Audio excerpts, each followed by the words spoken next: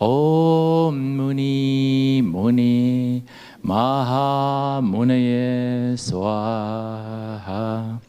Om Muni Muni Maha Munaye Swaha. Om Muni Muni Maha Munaye Swaha.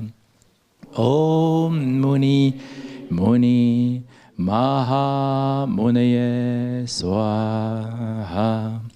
Om Muni Muni Maha Munaye Swaha. Om Muni Muni Maha Munaye Swaha. Om Muni Muni Maha Munaye Swaha. Om Muni Muni Maha Munaye Swaha. Om Muni Muni Maha Munaye Swaha. Om Muni Muni Maha Munaye Swaha. Om Muni Muni Maha Munaye Swaha. Om Muni Muni Maha Munaye Swaha. Om Muni Muni Maha Munaye Swaha. Let us make 3 prostrations to the triple jewels together.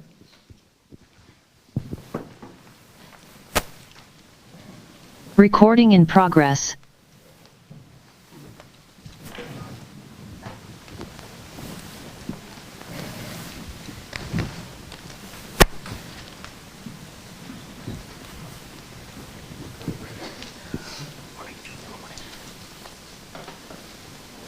After class, before the tea break, can I have a word with you?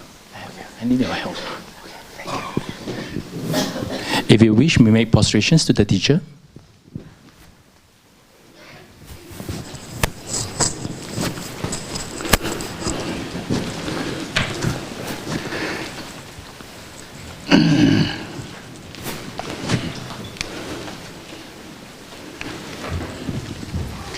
Please kindly be seated.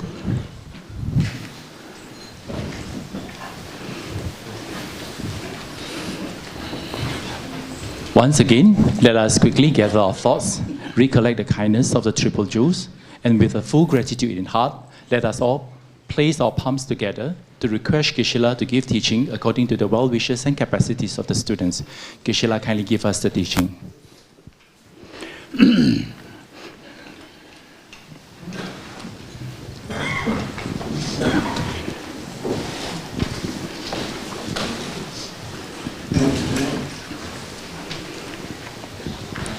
Page 4. I go for refuge and am enlightened to the Buddha, the Dhamma, the Sangha. By my accumulations of the practice of giving and so forth, may I become a Buddha to benefit all sentient beings. I go for refuge and am enlightened to the Buddha, the Dhamma, the Sangha. By my accumulations of the practice of giving and so forth, may I become a Buddha to benefit all sentient beings. I go for refuge and am enlightened to the Buddha, the Dhamma, the Sangha. By my accumulations of the practice of giving and so forth, may I become a Buddha to benefit all sentient beings. I go for refuge and am enlightened to the Buddha, the Dhamma, the Sangha. By my accumulations of the practice of giving and so forth, may I become a Buddha to benefit all sentient beings. Sanje Judo Soge Chonam Noi Chanjo Bando Dane Gyapso Che Tage Jinso Kebe Sonamge Tola Benjre Sanje Dubara Isho Sanje Joda Soge Chanjo Bardo Dane Gyapso Che Tage Jinso Kebe Sonamge Tola Benjre Sanje Dubara Isho Sanje Joda Soge Chonam Chanjo Bardo Dane Gyapso Che Dage Jinso Kebe Tsonamge Tola Benjer Sanje Drubarai Sho Om Ye Dharma Hetu Prabhava Hetum Te Sham Datagato Yavatat Desham Chayo Nirodha Evam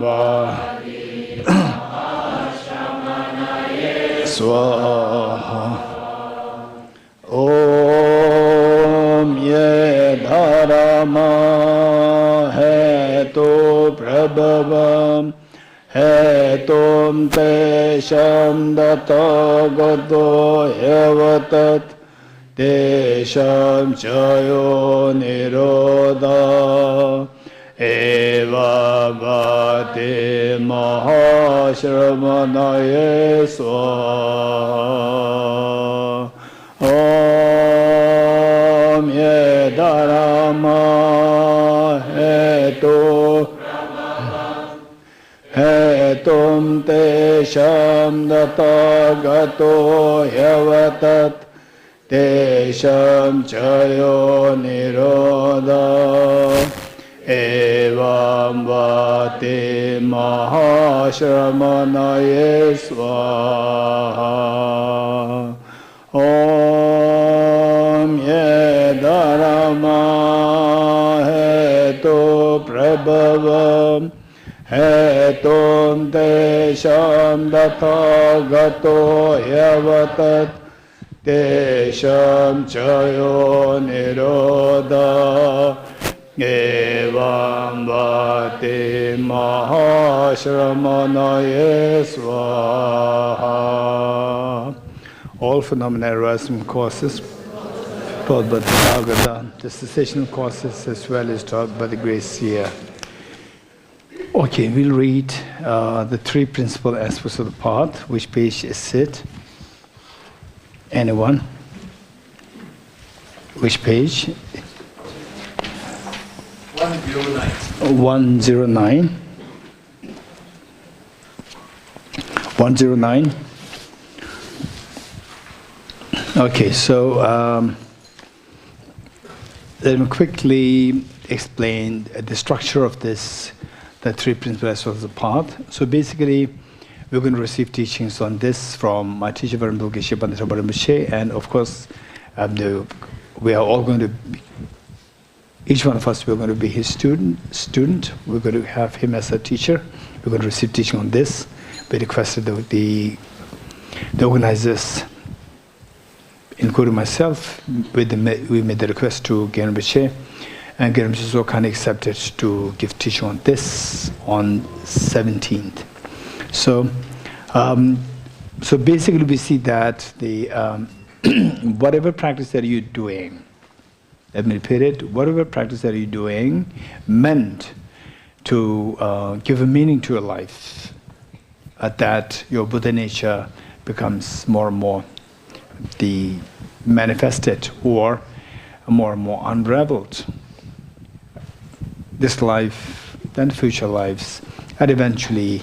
That you'll be able to remove the gross mental defilements, the first, afflictive obscurations, thereby becoming freed from the miseries, the painful tears of samsara, and then eventually get rid of the self, and the erroneous, cognitive erroneous, the appearance of objective reality, thereby letting this Buddha nature manifest in its full form, where your compassion just spreads infinitely with a wisdom to see the reality as the metaphor given is like keeping say a fruit on your palm, where you can see the fruit, what is that fruit known as? Fruit which is transparent, amla.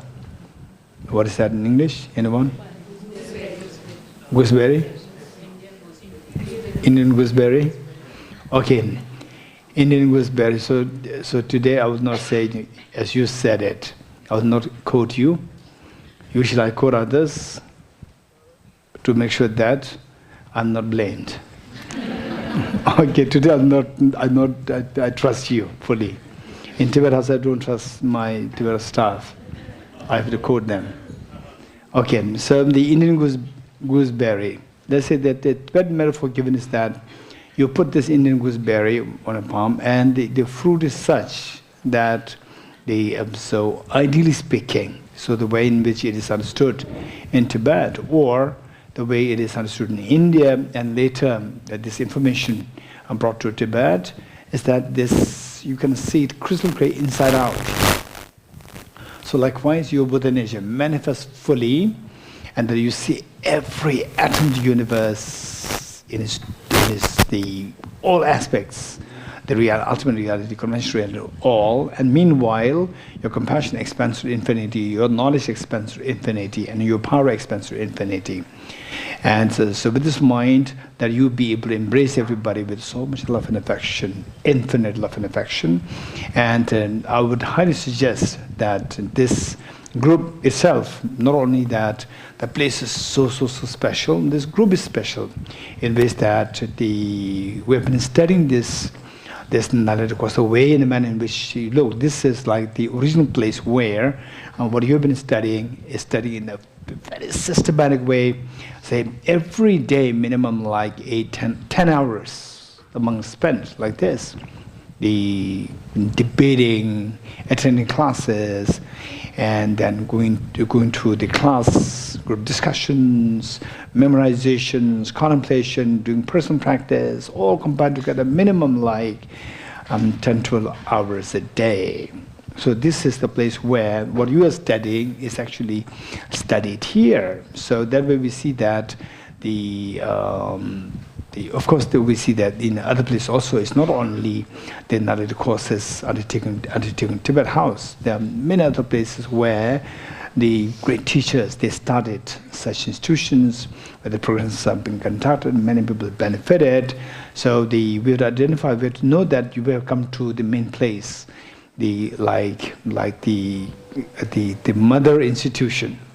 So this is where what you've been studying, Madhyamavatara, Pramanavartika, Abhidhamma, and all these logic, debate, and this Buddhist psychology, tennis systems, they are all studied here. And this is like the mother institution for all of us. So that is whole the purpose that we need to remember. So, with this in mind, that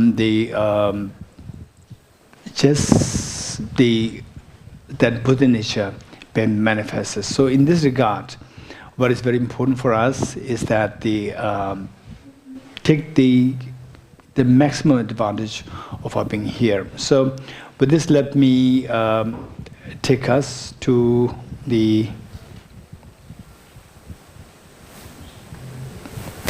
Okay, so thus far, till yesterday, what we said is more about the structure created, and then today, before we plunge into the text, as I already warned you before, this little technical. So meanwhile, if you have the basic framework of what we're doing, and then what emptiness is, then although the text can be a little technical, you will not feel that I'm totally lost, I'm totally clueless. You will not feel that. You'll still feel that, okay, I'm still connected. So this where my Buddha nature, I have the Buddha nature. Okay, eventually I can understand this if I keep following this, if I keep putting effort in this. Okay, so with this in mind, in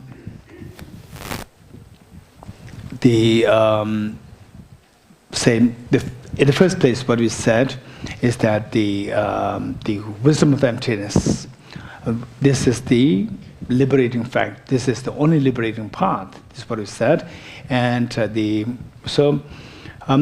with this now, for the NMC participants, we don't require the many so much details, but given that there are many of the people who are very enthusiastic, although they are not from NMC, still they are part of this. So therefore, for them and also for the NMC, the participants, this is going to be a refresher for you, like a quick revision for you. So what this emptiness is, what is this emptiness? What is this?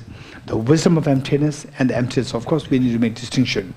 Emptiness is the object, which is wisdom, cognizes. So, with this in mind, generally speaking, the Buddha taught this, and you know that the whole purpose for the Buddha coming to the planet Earth. So, as you complete your studies of Narendra Master's course, you are expected to feel that these two things, one is the wisdom of emptiness and other is the bodhicitta.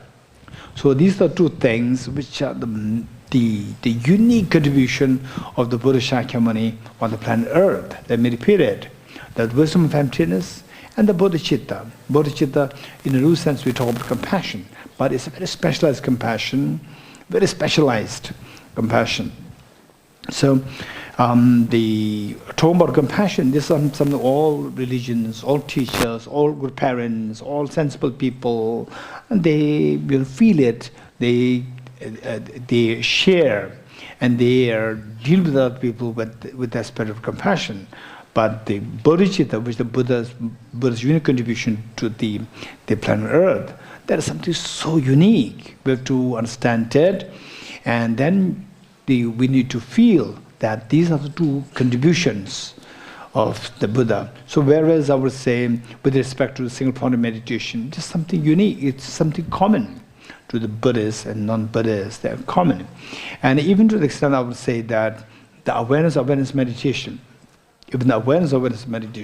even that I would say that to a great extent it can be common with the Buddhist and non-Buddhist, Buddhist and non-Buddhist alike.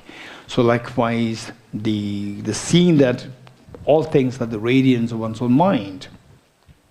All things as the radiance of one's own mind.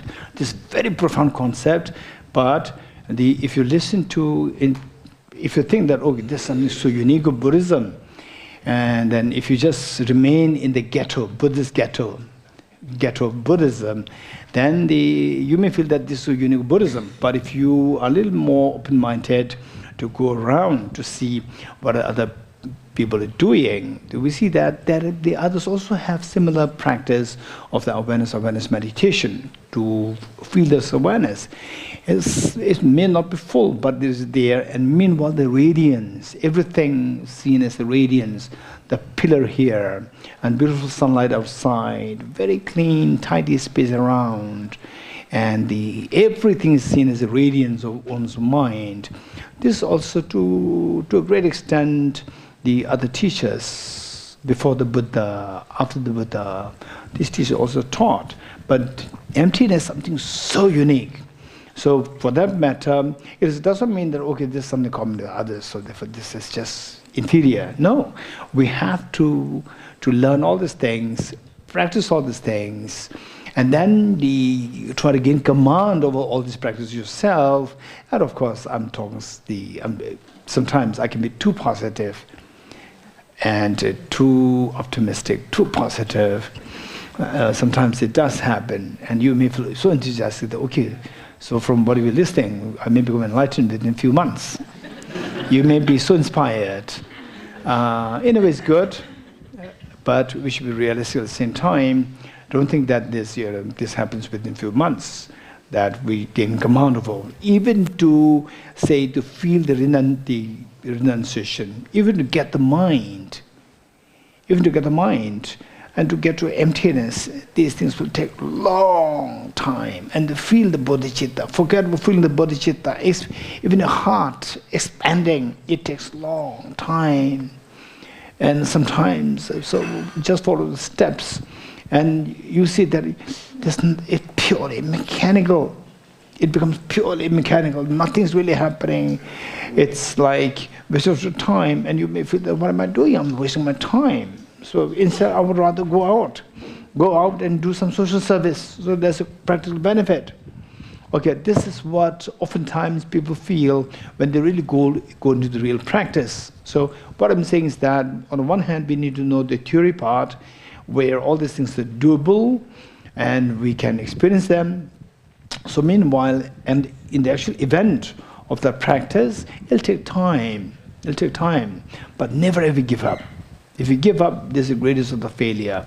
So where you feel like giving up, or you feel like, now you feel like hopelessness, it's very important to meet with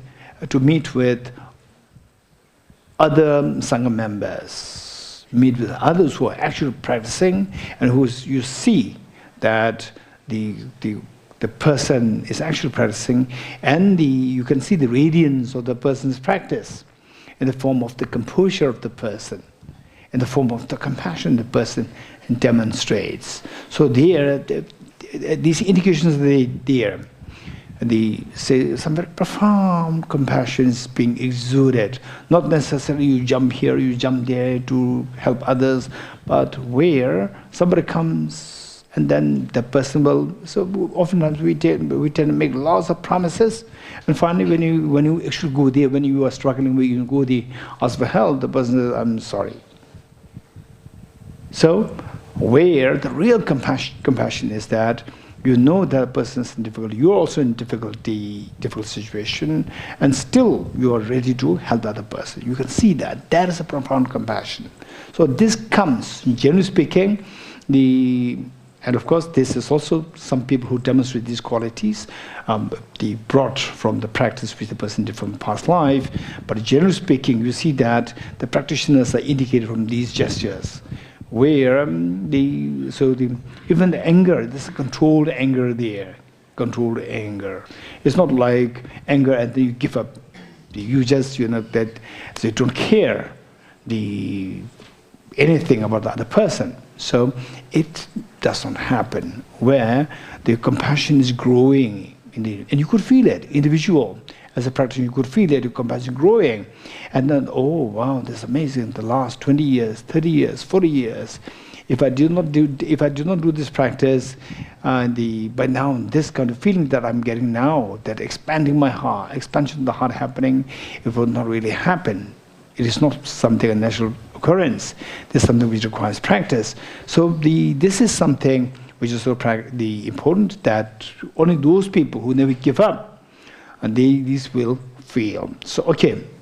So having said this, as in the Buddha, at one point in Rice-Sealing Sutra, so I'm creating the background of the technical aspect that we are doing here. That in Rice-Sealing Sutra, you can see that the Buddha at one point passed by a rice field, and stopped there and pointed to the rice seedling, that the bhikshus, whoever sees dependent origination, will see the dharma, and whoever sees the dharma will see the Buddha.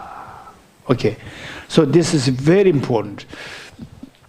Dependent origination, dharma, and the Buddha. One, then the Buddha taught, because this exists, that exists. Because this is produced, that is produced. Because of ignorance, the karma arises, because of which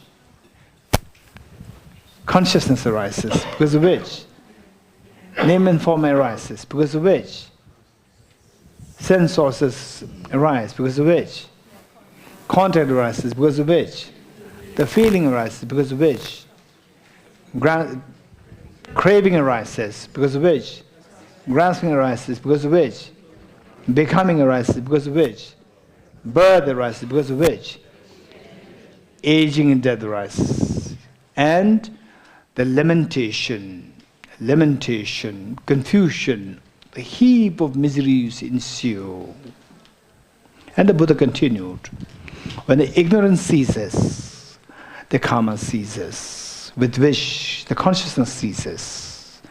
Then the name and form ceases. Then the sources ceases. Contact, feeling, attachment, grasping, becoming, and birth, aging and death, bewilderment, confusion, heap of miseries all cease. This is what the Buddha taught. So the Buddha taught how we are trapped in samsara, how we can possibly come out of samsara. So the Buddha taught both. So in this connection, there are many people who said, oh, Buddhism is a very self-denial religion. It talks about suffering all the time. So for Buddhism, everything is suffering. This is their naivety. This is their naivety. Oh, Buddha, everything is impermanent, very confidently. They do not study at all. And they may be good in their own areas. Oh, Buddha, everything is impermanent, everything is suffering. This is their naivety. Okay. NMC, NDC, NCC, NSC, tell me. Everything is impermanent. True, not true? Not true. Why not? Only composite phenomena are impermanent, not that everything is impermanent. Next, everything is suffering. True, not true? Not true. Why not? Only contaminated things are suffering nature, whereas transcending sorrow is absolute peace, is what the Buddha taught. So these are the technicalities. If you study the Buddha's teachings in a proper way, and in the complete form, systematic way, then you will see joy in, okay, hope. It's not about the Buddhism, it's not about anything, it's about my well-being. It's the well-being of the sentient beings, it's the well-being of the whole world. So, having said this, from this, the Buddha taught dependent origination, the understanding of which will take you to understand the dharma, because which will make you attain Buddhahood, attain full enlightenment, awakening your Buddha nature. So this dependent origination, the Buddha taught on 3 different levels. What are they? Okay, yes, Garab Dujla. The mic.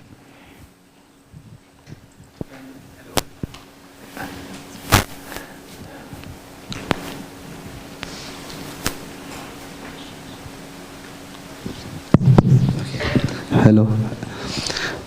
Dependent originations, dependent cause, dependent originations, dependent whole and parts, dependent originations, dependent mental imputation. Wonderful. Thank you so much. Dependent origination of the results depends on the causes, or in simple terms, the dependent origination of causation, causal dependent origination, number 1.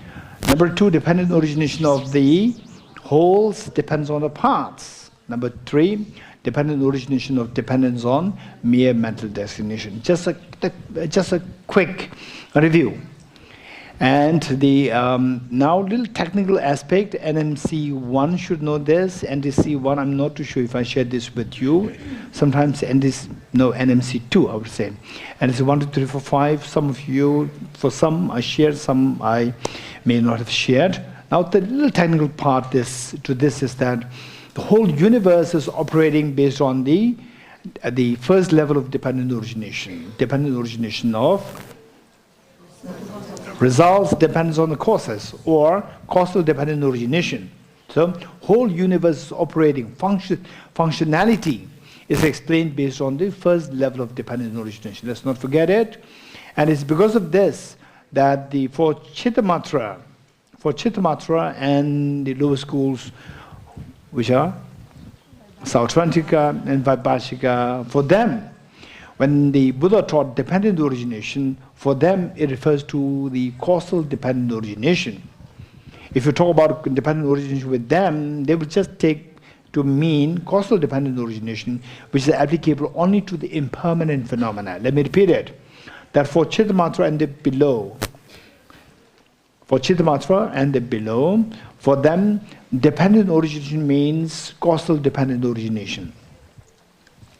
For them, when the Buddha taught, whosoever sees dependent origination will see the dharma, and whosoever sees the dharma will see the Buddha. So here, dependent origination, for them, is just a causal dependent origination. Whereas for Madhyamikas, dependent origination is not only confined to the composite phenomena or impermanent phenomena. It is applicable to all phenomena, constituting both the impermanent and permanent phenomena for Madhyamikas. Okay, so with this in mind, let me quickly take you to this. Okay, the Tibetan flower has come or not come? Tibetan flower, it came, not came.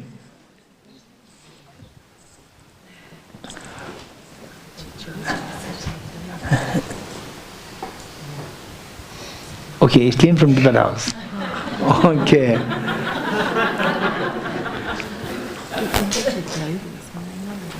So,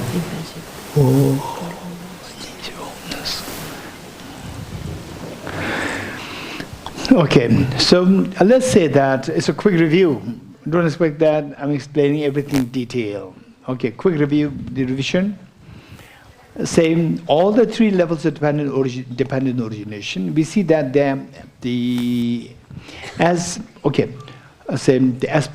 when we speak about dependent origination on three levels, is from the point of view of the Madhyamikas. From the Madhyamaka point of view, let's say how the three levels of dependent origination are seen. With the same object, this flower, we see that it fulfills the first level of dependent origination, that the dependent origination of the results depends on the causes, meaning that this flower is possible only by dependence on its causes. How many agree with me in a sense? Obvious. The next, what is the next? Whole and parts, dependent origination of the wholes depends on the parts. Again, this is a whole. The flower is a whole, one entity, and it has multiple parts. So, only by dependence on the multiple parts that the flower as a whole makes sense. How many agree? It makes sense? Very good. Okay, next. Dependent origination of dependence on mere mental designation. So, in the eyes of ultimate analysis, say, going close to the flower, you end up seeing the cells, very quickly, cells, and the cells made of the nucleus, cytoplasm, and the cell membrane. Go into the nucleus, we see the chromosomes and DNA molecules and the atoms. Let's say, stay there. We stop there on the level of the atoms. So we just see a pool of atoms there. Pool of atoms. So earlier you saw as a flower. Earlier you saw as a flower. Now where is this flower? When you on the atomic level, where's the flower? You see that on the atomic level, there's no flower there. It's just a pool of atoms banging into each other. There's no flower there. But from distance, you see a flower. So where is this flower? So this flower, we see that from the object, just pull, if at all, something's there from the object, it's just the atoms, and there's no flower there. But invariably or undeniably, we could see the flower there. There's an undeniable fact. There's a flower there. So that appears, undeniably it appears to our mind, but objectively it's empty. So therefore it says that it is purely subjective. Subjective meaning something coming from the mind, mentally imputed. So this fulfills the third level of dependent origination. Dependent origination of depends on mere mental designation. So the impermanent phenomena, all impermanent phenomena should necessarily fall under all the three levels of dependent origination.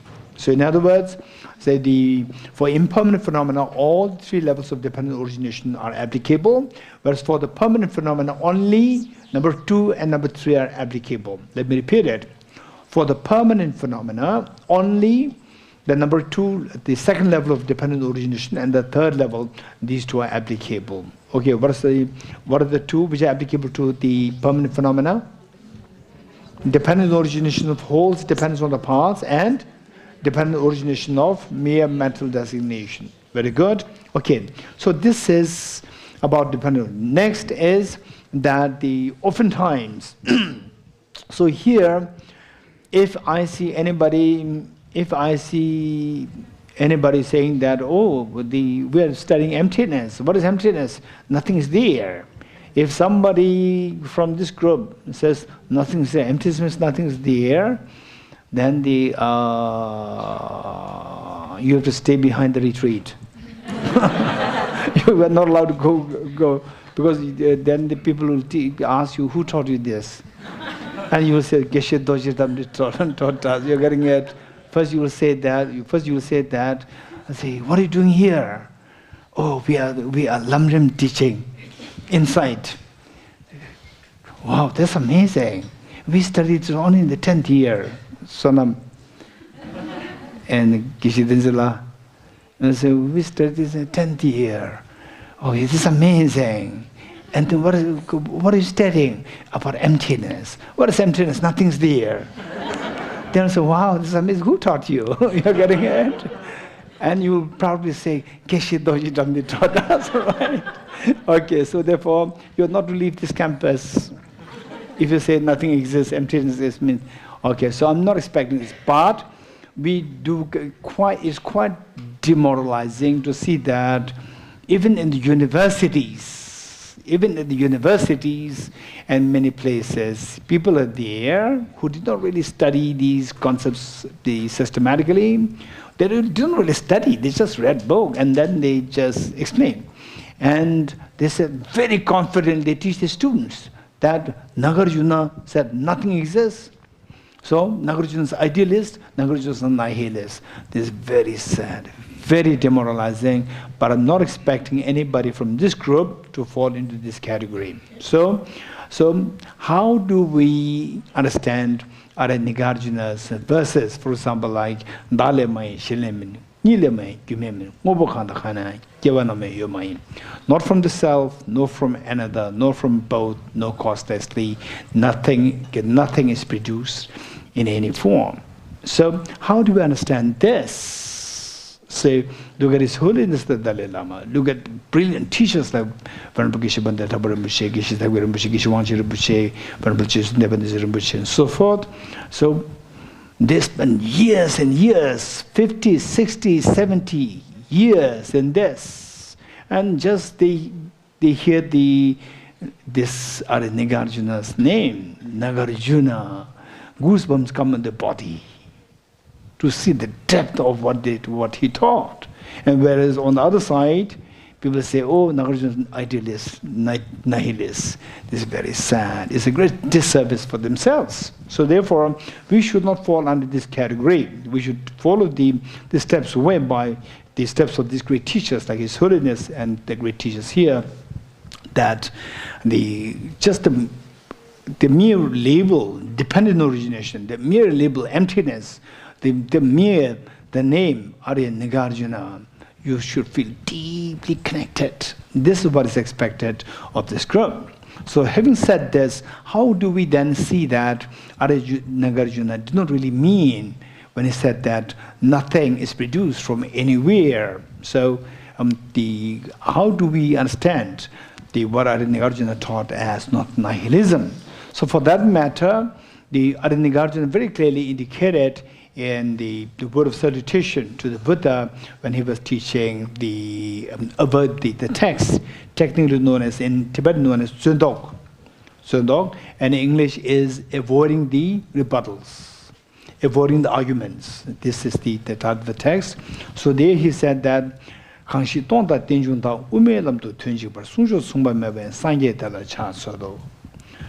I prostrate to the Buddha who taught that in the context of the middle way, the emptiness and dependent origination, these two are synonymous.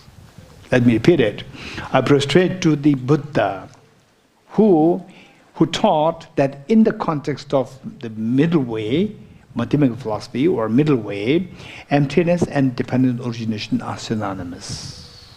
So, to this teacher, I made prostration. This is what Arya Nagarjuna, how he made the salutation to the Buddha when before he explained emptiness depth in this text. So, how do we see that these two are synonymous? Again, a quick revision for all of us here is that Emptiness should not be seen as the nothingness. Instead, to talk, in the first place, to talk about emptiness, we need to pass through two gates.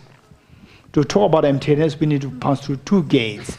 If you cannot get through the two gates, you're not even entitled to speak of emptiness. Let me repeat it. To talk about emptiness, whether you understand emptiness properly, not properly, forget about that. Even to talk about it, you need to pass through two gates. Only then you are entitled to talk about emptiness.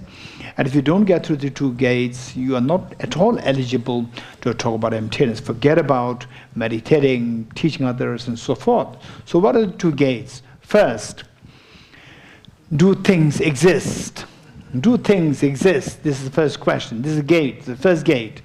And then what is the answer? Yes. If you say no, nothing exists. Buddha taught everything is the nature of emptiness and selflessness. Everything's empty. Form is empty. Nothing's there. Everything's empty. This is nihilism. This is not emptiness. This is nihilism. You could not get through the first gate. So only if you say, if you confidently say, yes, everything exists. For example, 2 plus 3 is always 5. There's no randomness there. Sometimes 2 plus 3 becomes 10. Sometimes 2 plus 3 becomes minus 10. Sometimes it is 5. Most of the time it's 5. Sometimes it becomes 10. There's no such room there. There's no ambiguity there. 2 plus 3 is always 5. So the efficacy of the cause and effect, efficacy of the functionality is something not to be missed. This is there, undeniable reality there, ineffable reality is there. This is reality.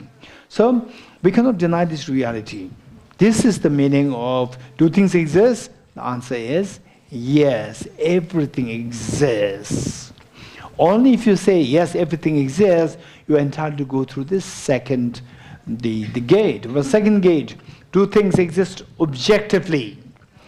The answer is no. If you say yes, things exist objectively, you fall into absolutism.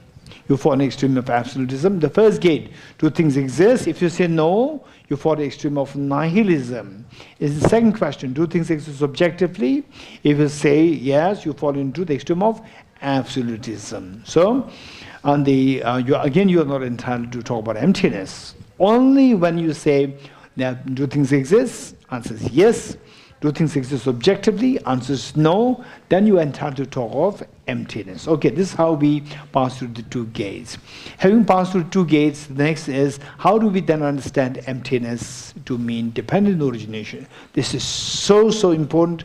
Now, in this complex meaning Drepung complex, where one of my teachers, the most venerable Geshe Rinpoche, and his attendant, his nephew, came to see me yesterday, and it was a beautiful moment just to recall my teacher's kindness, the blessings. It's so moving. And then seeing my teacher's attendant, and I remember I was just sharing those the childhood day, student days with him, and that my teacher, Venerable Geshe Rinpoche, who passed away here, Dr. Andaji, she's extremely meritorious, that she got teachings from my teacher, Venerable Geshe Rinpoche, for so many years. And also being the chief medical doctor for my teacher in his last, all his life, particularly his last days. Doranda raised hand, very meritorious, yes. So, and yesterday I discovered one thing. Okay, by the way, what is more related to this is what I'm sharing with you is it all came from these amazing enlightened masters. Venerable Geshe Bandita Rinpoche here, and Venerable Geshe Wanchen Rinpoche, Venerable Geshe Gyaltsen Rinpoche, and Geshe Ishtakwar Rinpoche. So all these came from these teachers. So yesterday, when the attendant of the Geshe Wanchen Rinpoche, when he came here, and then I told him that I was sharing with him that Geshe Wanchen Rinpoche's style and Geshe Pandit Rinpoche's style is very different. Geshe Pandit Rinpoche's the classes, there's no ambiguity. There's no ambiguity. Your class means your class. No one else can come.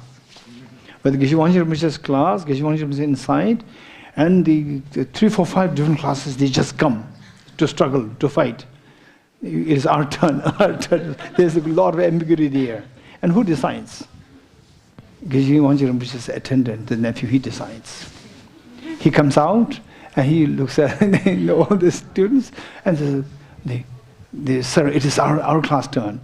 And he would see me, he said, get into your class, come. My class, get into your class, come. So we get 3 classes a week, and others get only 1 class a week because of this attendant. This attendant, seeing just look this, he saw me, he would say that, get into your class, come. Okay, so this is how, so now you are receiving benefit. All the teachings happening is because of, all this, you get done the class. Okay, so this was the quite a memorable day, and then my teacher passed away years ago, and amazing. So I remember that one time I was asking a lot of questions on emptiness personally to my teacher, Geshe Wanji Rinpoche, and suddenly he just did like this with a hand gesture of reverence. He said that I take refuge in the concept of dependent origination.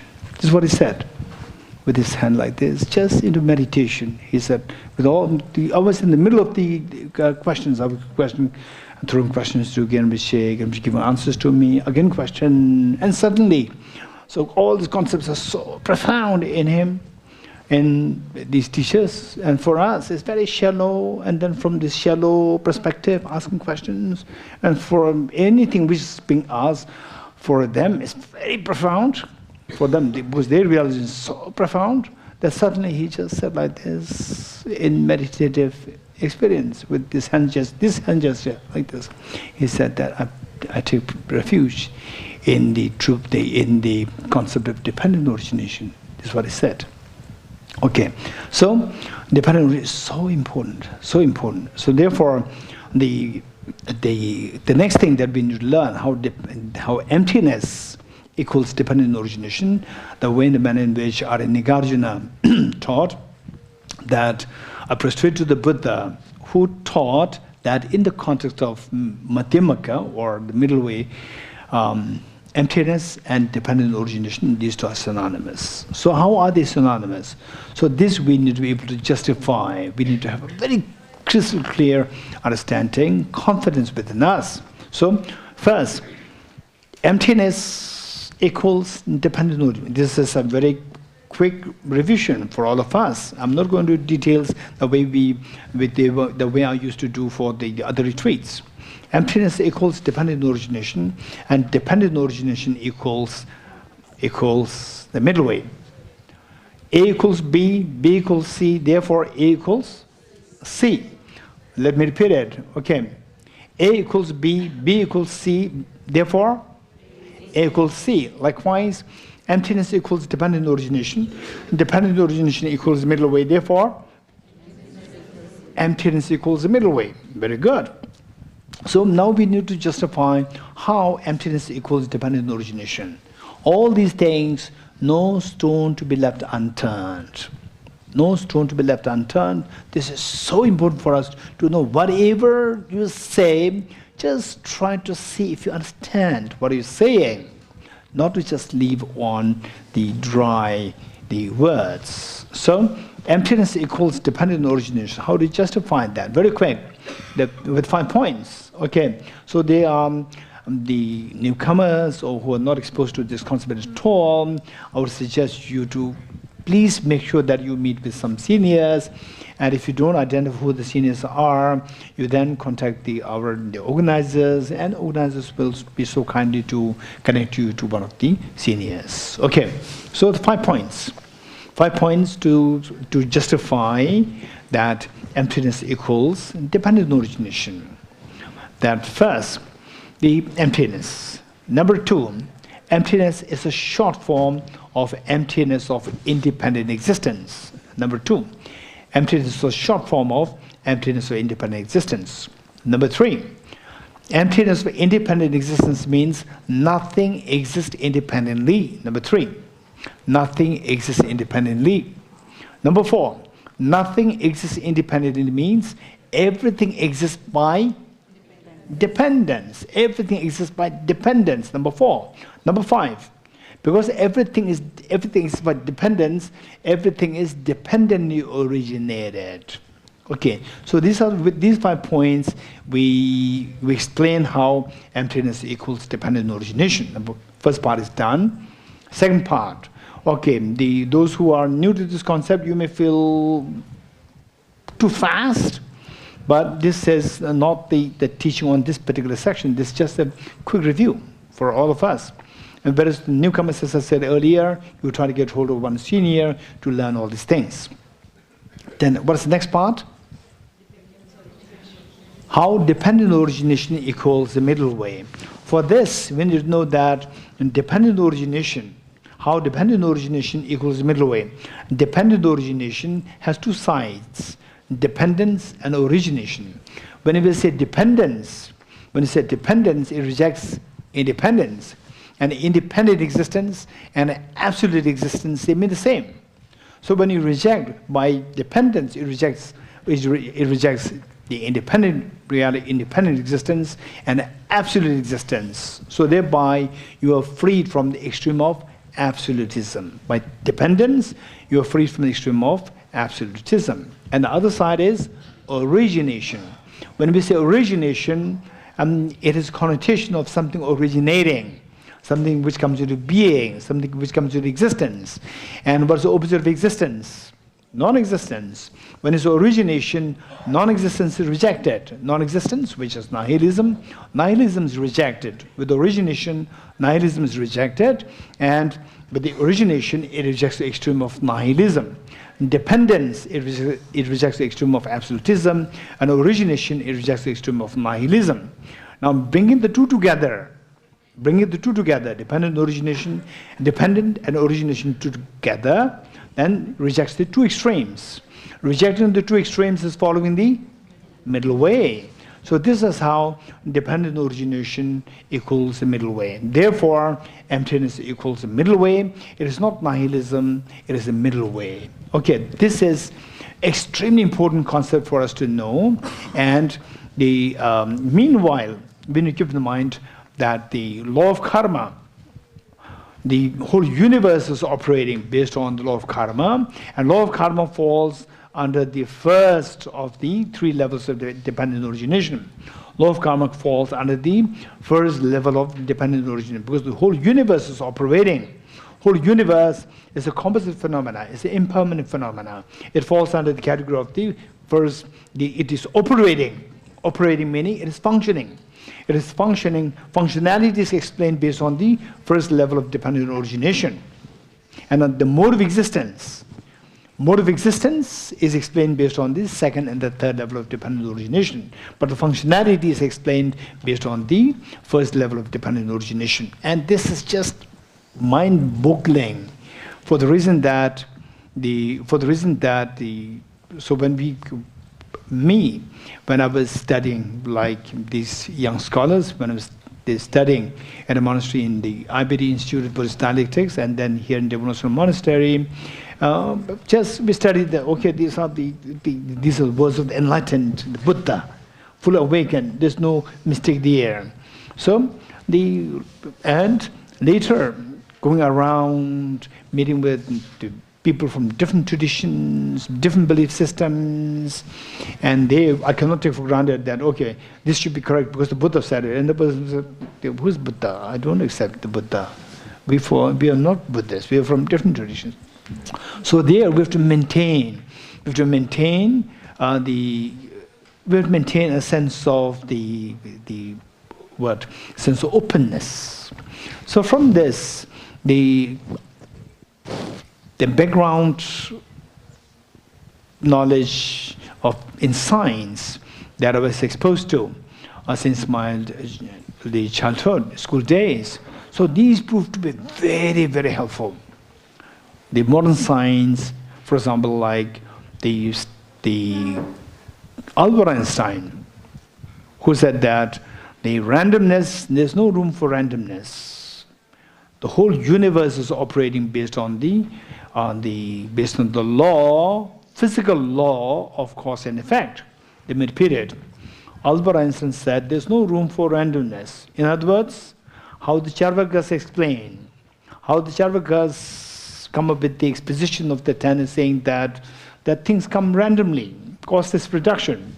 Albert Einstein, that of course Albert Einstein did not really attack the Charvakas, but he came up with the theory saying that the whole universe is operating based on the law, physical law of cause and effect. And so I bring this up, that this becomes like a universal language, but everybody accepts, from different religions, from the non-believers, everybody accepts this natural law, or the physical law of cause and effect, which governs the whole universe from the Big Bang till today, 15 billion years. And before that, what is before that? Scientists, they disagree. Some say there is something before that. Some say no, there is nothing before that. There's a beginning. So this is too vague, even today. For example, like Professor Roger Penrose, who is Nobel laureate in physics, I think 2022 or 23, I don't remember too well. No, 2020. So the Professor Roger Penrose, Nobel laureate in physics, for him, Big Bang is not the beginning of the universe. It's the beginning of the universe within one span of time, within one spectrum of time. So before that, there should be something else. So Big Bang, Big Crunch, Big Bang, Big Crunch. So this concept was brought by many scientists, whereas some will say that no, this is the origin of the universe. Okay, so with this what I'm saying is that the Albert Einstein, who said that the whole universe is operating based on the physical law, the key word is physical, and the other key word is cause and effect, physical law of cause and effect. And the Buddha added, is not only physical, there's mental also.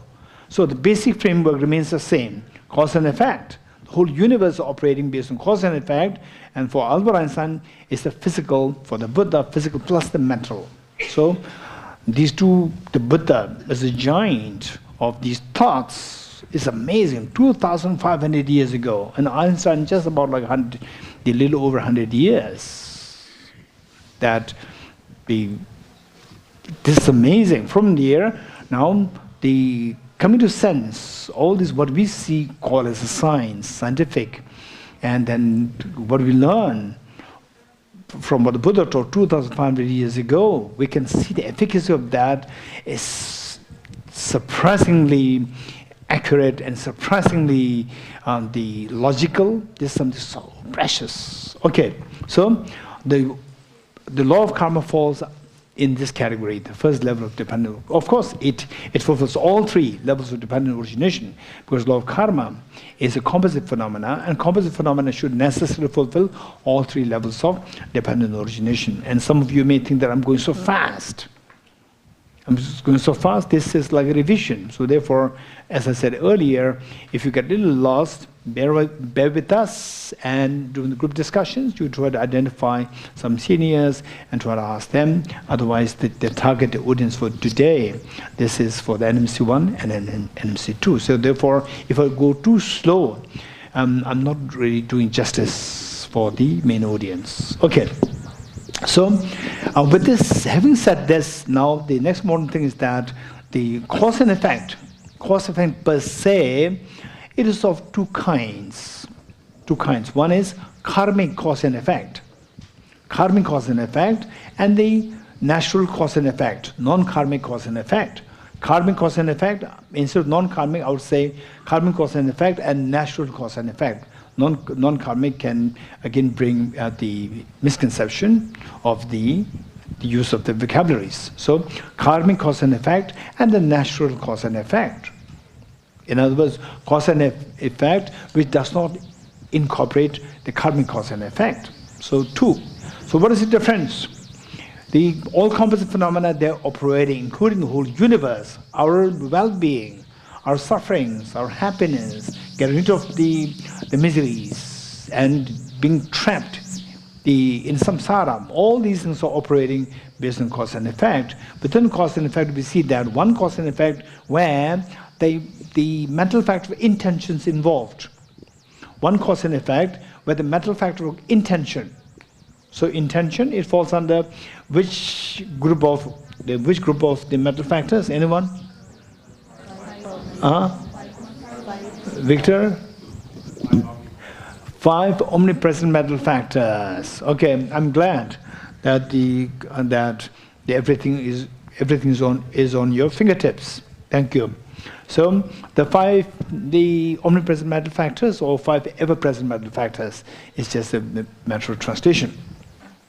So what are the 5 ever-present mental factors?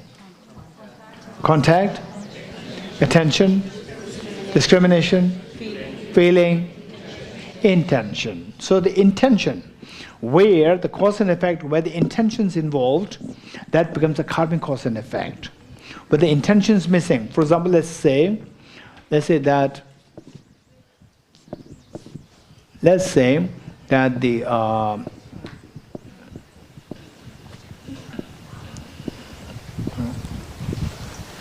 okay. Let's say that from my hand, and this flower, it just falls. It falls, and the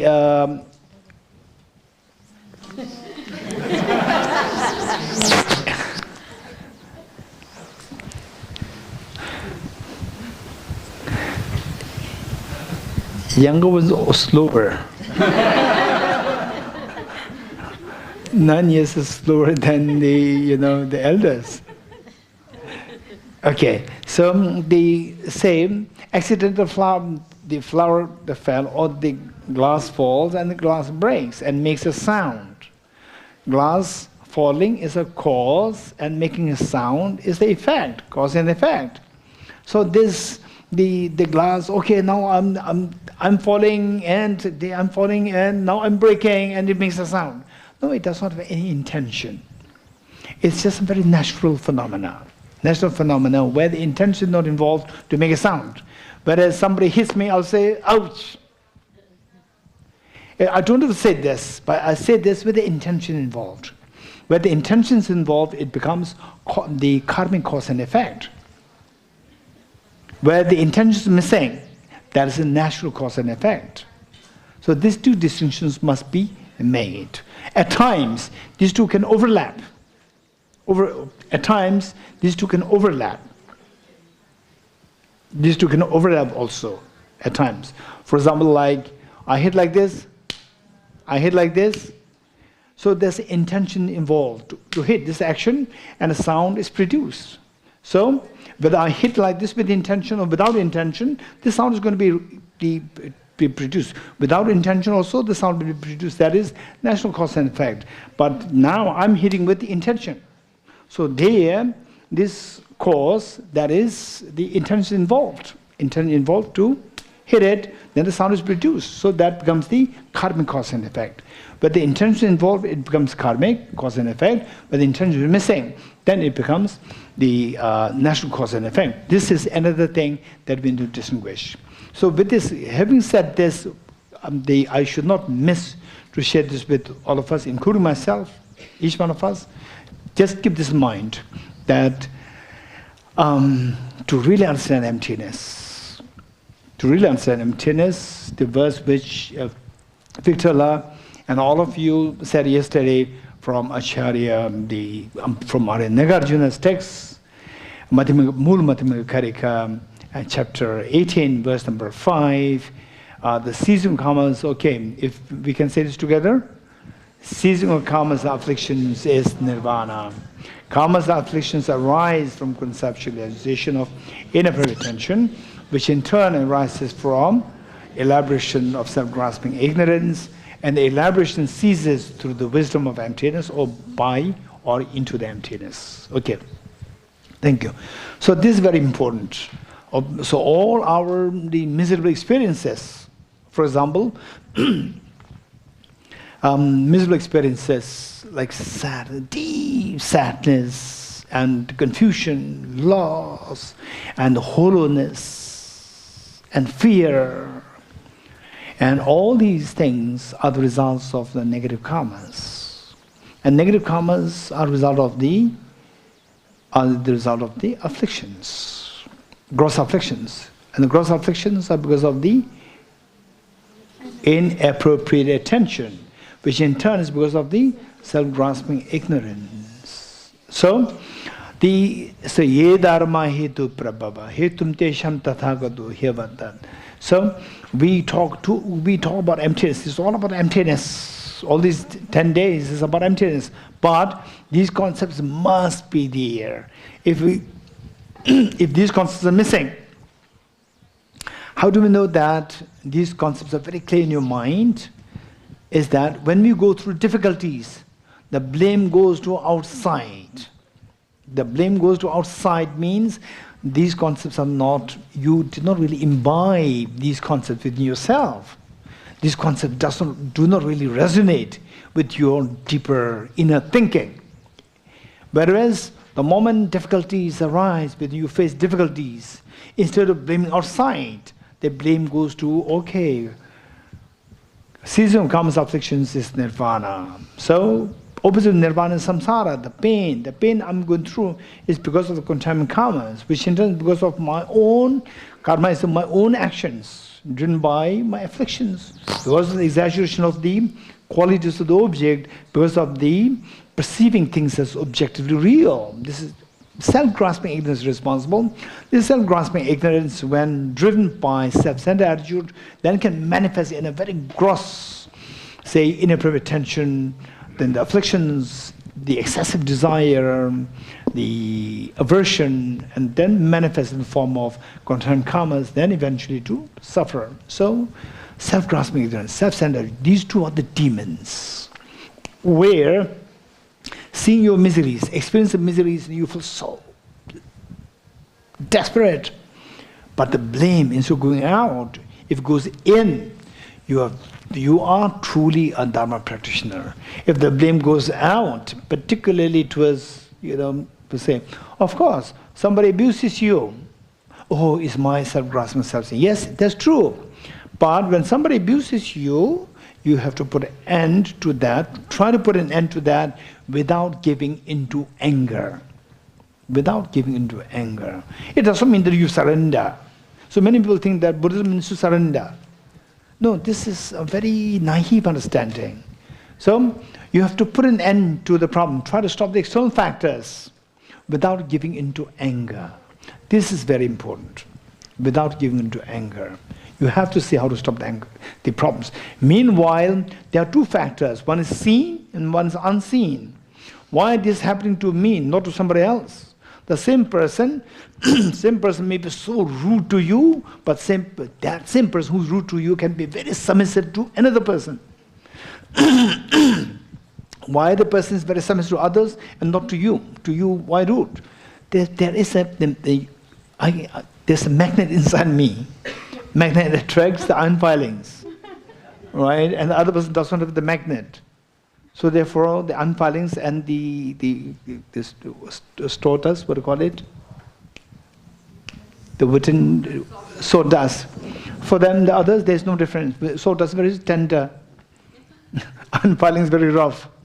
So you have the magnet, iron filing is attracted. So what is that magnet? Self-grasping ignorance, self-centered attitude. So the blame goes to these two things. You are a true Dharma practitioner. Whereas that you justify yourself is not my problem, it's your problem. You are the problem creator. So no matter how much you talk about emptiness, we are still not eligible for the practice of the emptiness. So, and that okay, so what's the problem? There's a problem. When I say you are a problem, the pain comes here, irritation comes here. How many are excited that today I'll be irritated? Nobody wants to be, but you are in the grip of the irritation. Then it gives you a false strength and courage. This is totally something which deceives you, which makes you crazy, which makes you lose your sanity. It is not the strength, it is the weakness, it's not a strength. Okay. So with this, to truly understand emptiness, if you really, really want to see what emptiness is like, look at His Holiness. He says that I have interest in emptiness since I was I was 14 years old, just that age. Just imagine, 14 years old, how many of you have been studying emptiness, presents, meditation on emptiness? His Holiness, from that age, he said, I'm so much into emptiness studies and meditation. And then he says that reaching age 60, age 70, he said, last many years I've been putting effort in this emptiness. So now, if I put a little effort, I can see that things can appear as illusion to me. This is what His Holiness said. In Delhi, Bodhichandra Park, teaching which Tibet has organized, I requested His Holiness. So what I'm saying is that if we truly want to feel that, what it is like, we also have the Buddha nature. The Prince Siddhartha became a Buddha. We also have the Buddha nature. Why not? Why should we have to underestimate ourselves? So if you truly want to feel what this is like, the awe, the wonder of this, the emptiness, then what should we do? Remember this verse. Season comes, affliction says nirvana. So this karma, what is this karma? We have to see how much, try our best. It's not that stop karma, stop negative karma, right?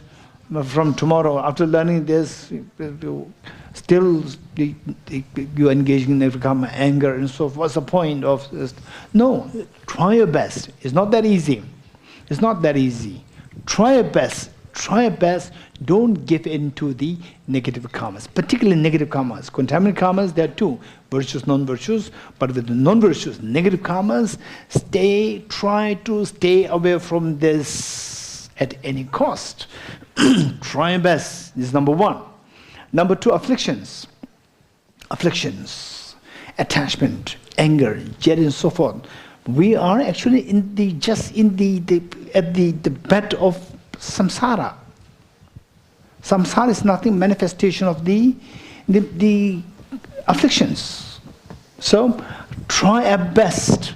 But just see if we can exercise a little bit to say no to our temptations, to say no to our anger. Just try. These are the causal states. Causal states, resultant states, nobody wants. Irritation, anger, irritation, sadness, gloominess, so forth, nobody wants. But attachment, then the jealousy, and these emotions, aversion, anger, and so forth, these emotions, when we have this, okay, when there's you see tendency, just see how to say no. Try your best how to say no. How to say no. For example, like a simple example, let's say that, that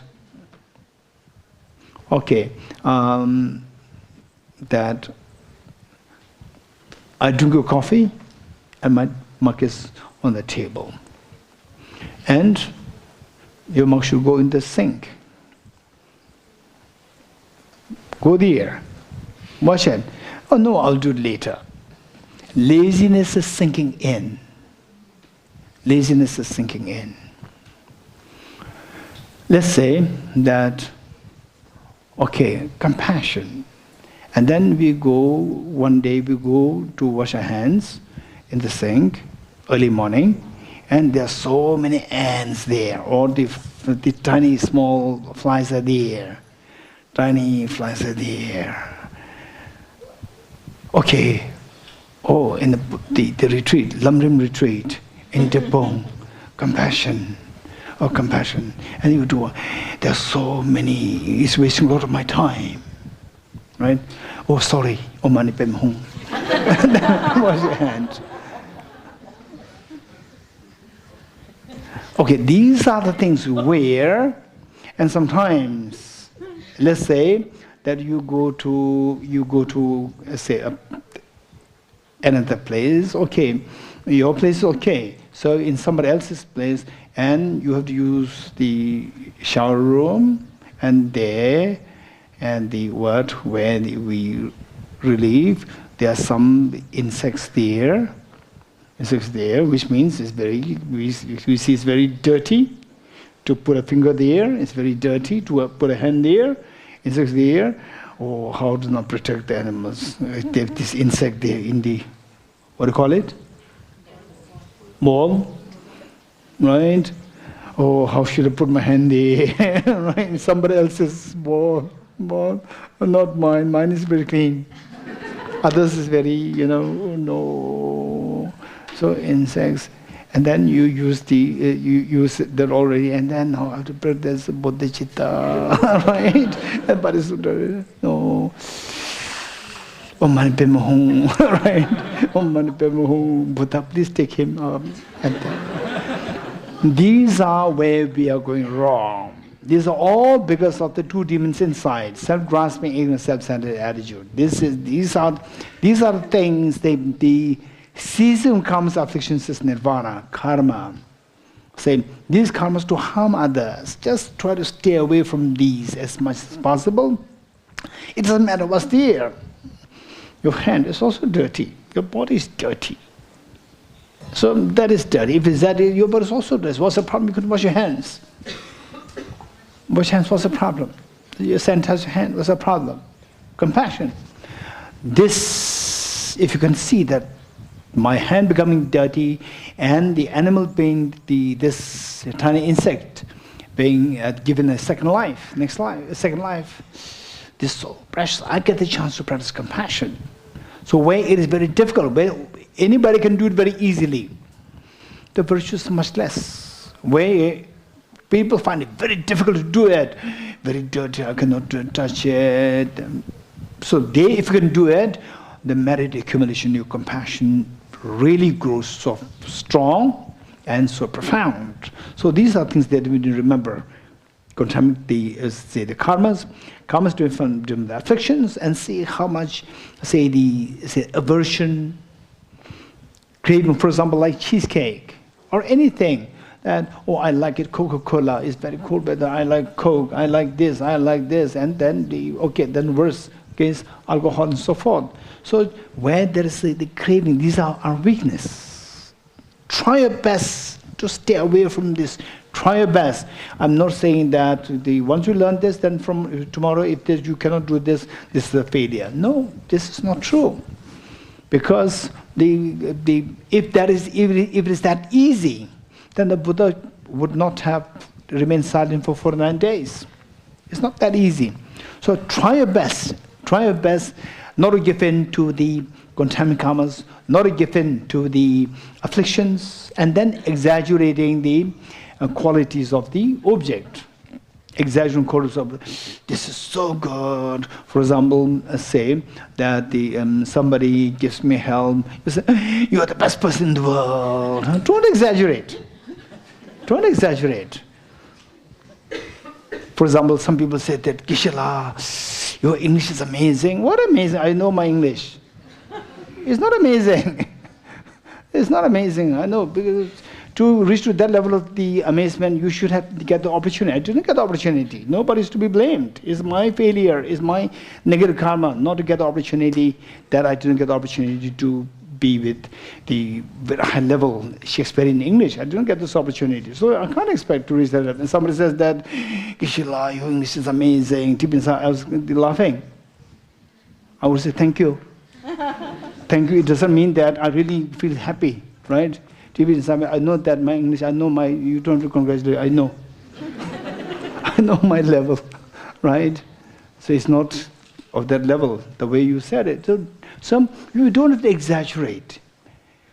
Be realistic that what you can do, say, cutting down the afflictions. So your degree of the afflictions is if 80, then cutting it down to 75. This is amazing. It's great success. It doesn't mean that, for example, say, many of us, when we somebody into Dharma, okay, I'm sure many of you, your family members, I'm sure your family members made this comment on you. What's the point of you being Dharma? Nalanda, you're the same angry person. How many had their experience complaint from your family members, your hands? Yes, you're getting it? So these people, when they come to Dharma, they will realize how difficult it is. Then somebody else will comment, the same comment to that person, the way that person made the comment on you earlier. You're getting it? So therefore, this is not easy. The point is that as you are the best judge for yourself, as long as there's improvement, that is amazing, so precious, all the Buddhas and Bodhisattvas will be very happy. So for that, we have to attempt. Don't just ignore it completely. Don't just, okay, so now in the retreat is one thing, now I'm with my friends, alcohol, indulgence, so that's exception. There's no exception. Just see, even if you are dragged down to the pubs, be mindful. In the retreat, this is what I've learned. Now I'm checking how strong is my mind, how weak is my mind. If I give in to the indulgence the way I used to do earlier, is my failure. Is my failure. Whereas there, at least say, before you jump into the alcohol, and you give yourself 10 seconds. 10 seconds. Okay, even this, what is this alcohol, is also like dream, like it's just made of atoms. No atom, the atom which makes the alcohol, atom which makes the cheesecake, and the atom which makes the rock. On the atomic level, on the proton level, on the electron level, it's just the same, identical, there's no difference. Just give yourself 10 seconds, 15 seconds, 20 seconds to think about it, and how, see, the moment you get a little bit of glimpse of this, see how your mind behaves. Mind will pull down, mind will withdraw from that indulgence, where the, say, expression is a dog meeting with meat. If the dog meets a meat, hey, stop, 10 seconds, right? Dog will not understand that like this. So don't behave like a dog meeting with that meat. So just give yourself at least 10, 15 seconds and to think of that on the subatomic level, and then see how the mind behaves. Mind withdraws. You don't have to tell the mind, force the mind, withdraw, hey now, restrain. You don't have to force.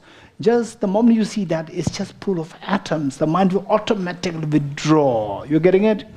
And this is your greatness. This is your greatness, although you are in a pubs. But now don't take that as an excuse for you to go to pubs. You're getting it? Try your best to stay away. Fencing.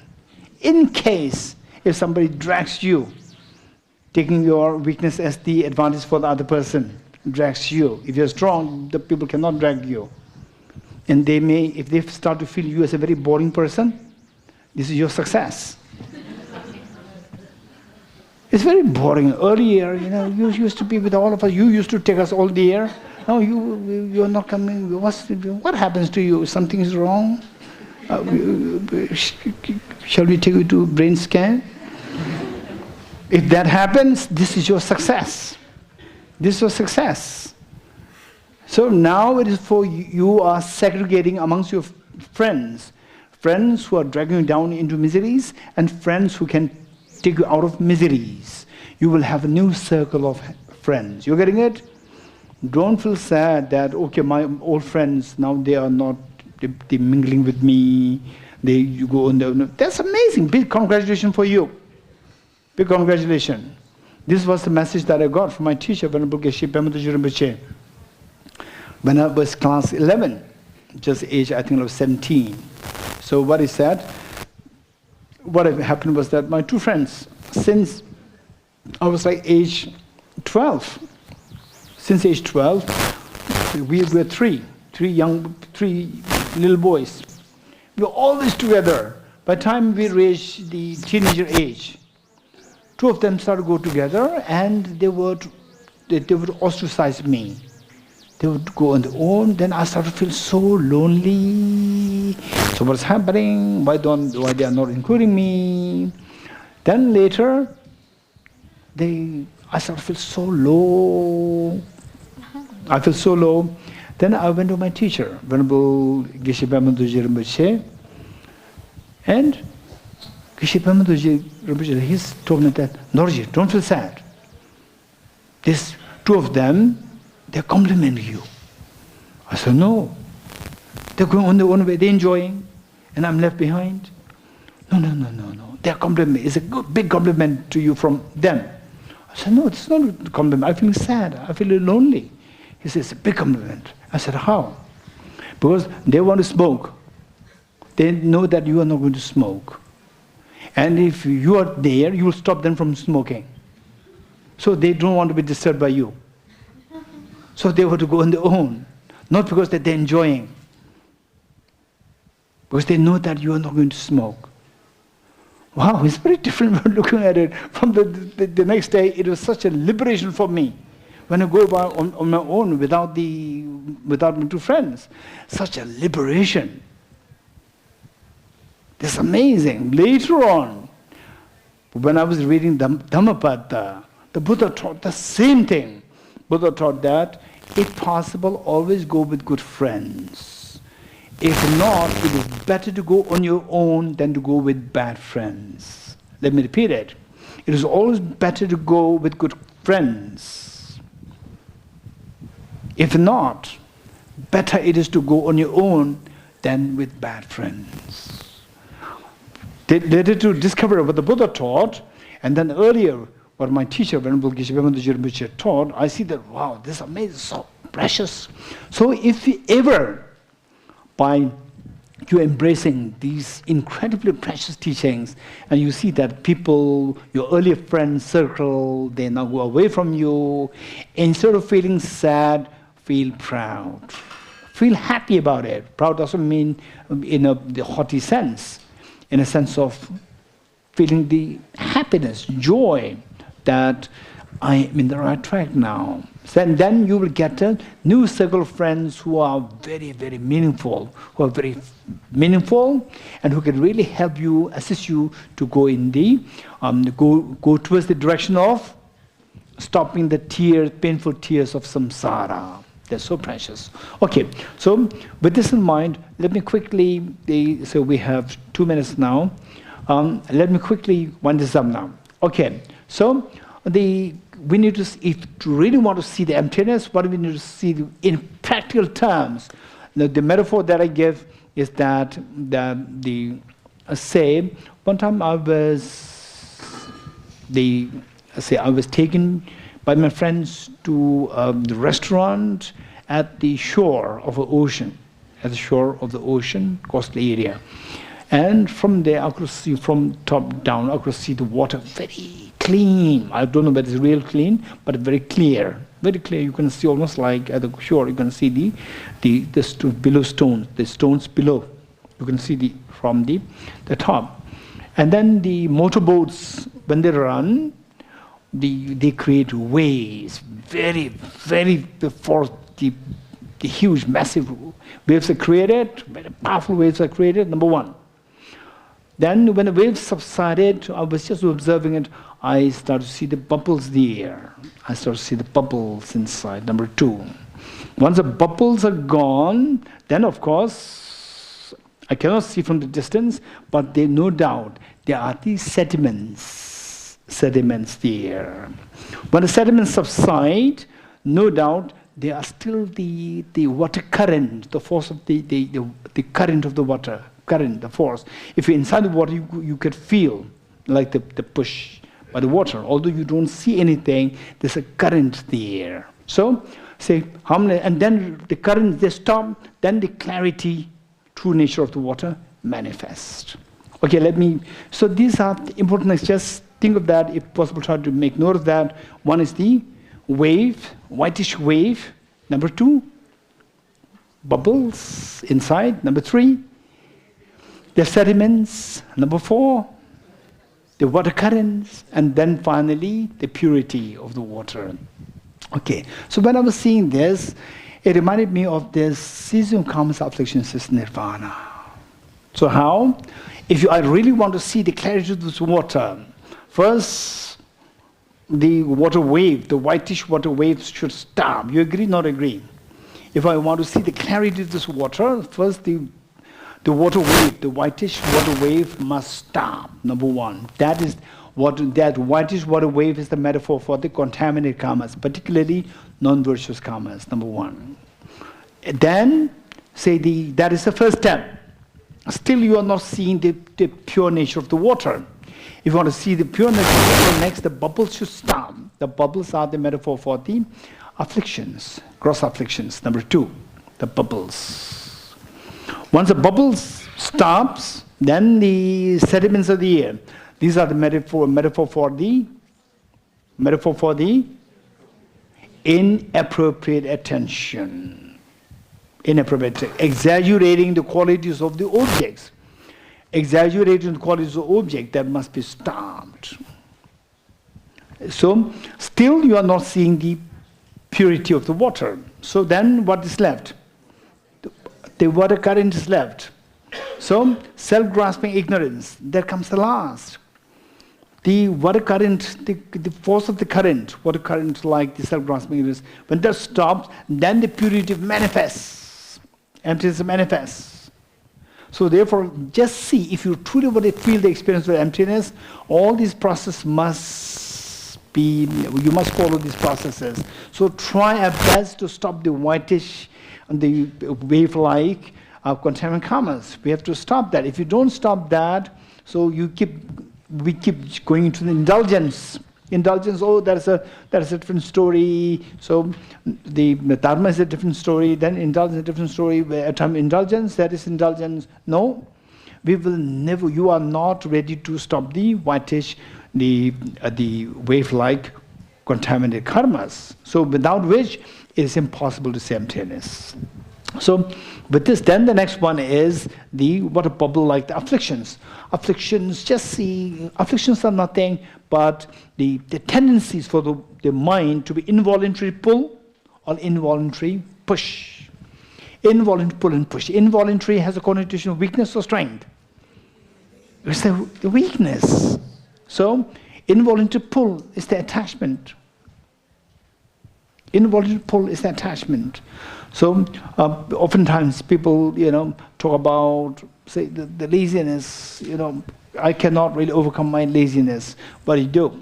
So this is just first acknowledge that as a weakness. Acknowledge that as a weakness. Till I get over this, it's a mental tendency. Involuntary actions happening. Involuntary pull. Involuntary push. These are the weakness. So, if somebody says, I'm weak, okay, if somebody says, you're weak, will you be happy, not happy? Yeah, I'm very weak. We'll never say that. You're weak, right? No, I'm strong, right? I'm good in my own ways. You don't want somebody to comment you as a weak person. But when the laziness kicks in, when these involuntary pull, any form of involuntary pull, involuntary push happens, identify this is my weakness, involuntary. Involuntariness has a connotation of weakness. It's my weakness. Look, I'm weak. If somebody says that I'm weak, I would be very unhappy. But now they are telling me that you're weak. You're weak. No, I have to prove that I'm not weak. So how to prove that I'm not weak? Try to challenge these emotions. Say, from 80%, giving into afflictions to 80%, just cut it down to 75. If not 75, 74. Just cut it down. So this is how we have to keep challenging our emotions. Then with this, the next is inappropriate attention. Wow, it's so good. So going around the space, so clean, amazing, right? Wow, I've never seen like this place. So serene, so peaceful. I mean, I like to stay here throughout my life, It's amazing. So that is inappropriate attention is being aroused. Inappropriate attention. Say, exaggerate things as intrinsically beautiful, intrinsically nice. These are the exaggeration of the qualities. So for that matter, just try to see things in relative terms. Relative to 9, 8 is small. Relative to 7, 8 is big. 7, 8, 9. Relative to 7, 8 is a bigger number. Relative to 9, 8 is a smaller number. So things in relative terms, that exaggeration calms down. And then finally, the emptiness. then you can not only talk about emptiness, even experience of emptiness, you can expect to reach there. Okay, we stop here. Where is the Buddha Sacrament Praise? Page number?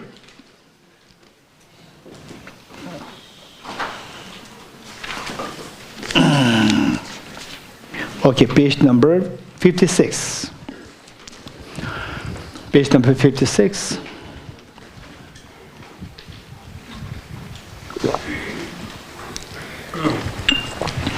Tavge tuje shayeri so chong shenge metom dege bonjomba sege lumbo tabo jebe ko shaye yebo kyala cha se lo mone mone mahamona yeswa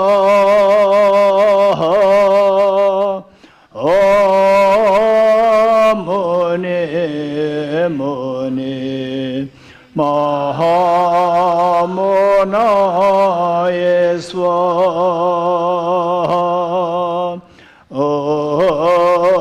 mone mone mahamona yeswa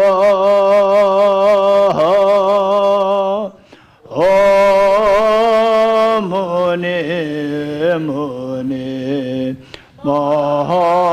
mahamona yeswa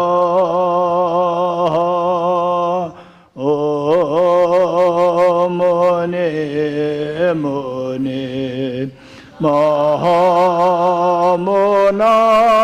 yeswa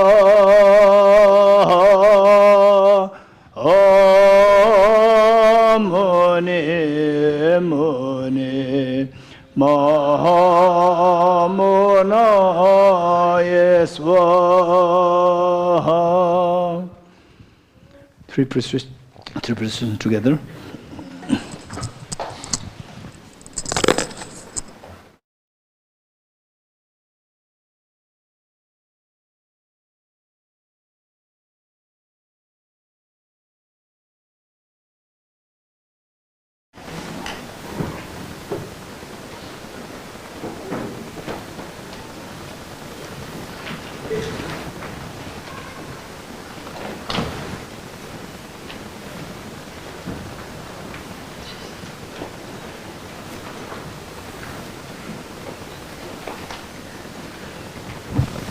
Om Muni Muni Maha Muni Swaha.